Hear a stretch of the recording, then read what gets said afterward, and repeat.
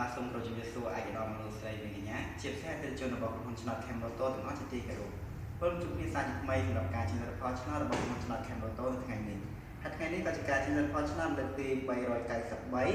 ដែលទឹកប្រាក់កើនឡើងរហូតដល់71លាន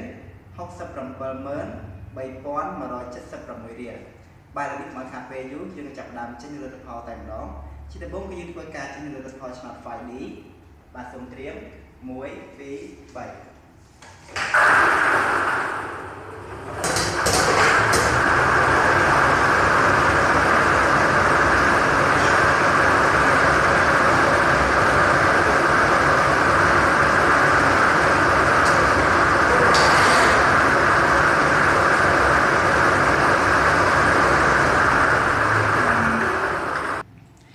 ាទលទ្ធផលយើងបានចេញហើយដូច្នេះខ្ញុំសូមធ្វើការប្រកាសលទ្ធផលតែម្ដង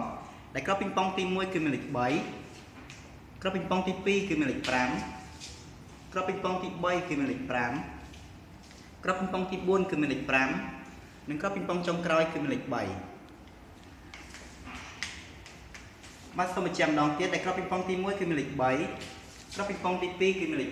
5ក្របពីងប៉ុងទី3គឺមានលេខ5ក្របពីងប៉ុងទី4គឺមានលេខ5និងក្របពីងប៉ុងចុងក្រោយគឺមានលេខ3បាទឥឡូវនេះយើងឈានទៅដល់ការជិះលទ្ធផលឆ្នោត Lotto Lucky 36សូមត្រៀម1 2 3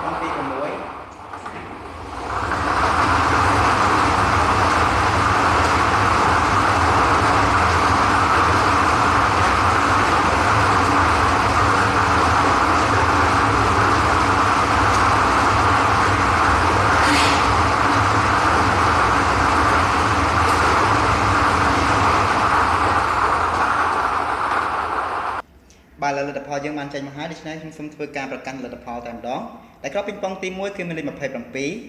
ក្របពីងប៉ុងទី2គឺមានលេខ29ក្របពីងប៉ុងទី3គឺមានលេខ22ក្របពីងប៉ុងទី4គឺមានលេខ28ក្របពីងប៉ុងទី5គឺមានលេខ24និងក្របពីងប៉ុងទី6គឺមានលេខ7បាទសូមបញ្ជាក់ម្ដងទៀតដែលក្របពីងប៉ុងទី1គឺមានលេខ27ក្របពីងប៉ុងទី2គឺមានលេខ29ក្របពីងប៉ុងទី3គឺមានលេខ22ក្របពីងប៉ុងទី4គឺមានលេខ28ក្របពីងប៉ុងទី5គឺមានលេខ24និងក្របពីងប៉ុងទី6គឺមានលេខ7